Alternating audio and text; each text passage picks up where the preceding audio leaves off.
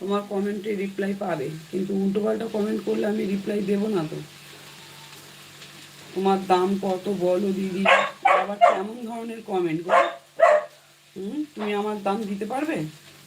দামের কথা তুলছো, যেই যোগ্যের মানুষ সেই যোগ্যেই থাকো, ভালো লাগবে। যোগ্যতা হারালে ঠিক নয়, বুঝেছো?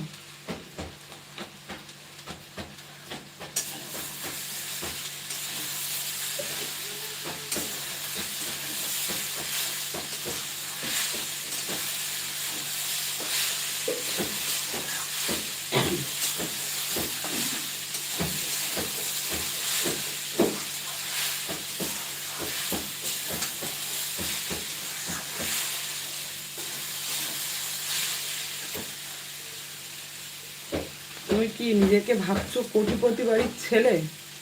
আর সত্যি যদি কোটিপতি বাড়ির ছেলে হবে, তাহলে এখানে এভাবে এসে কমেন্ট করতে না, বুঝেছো?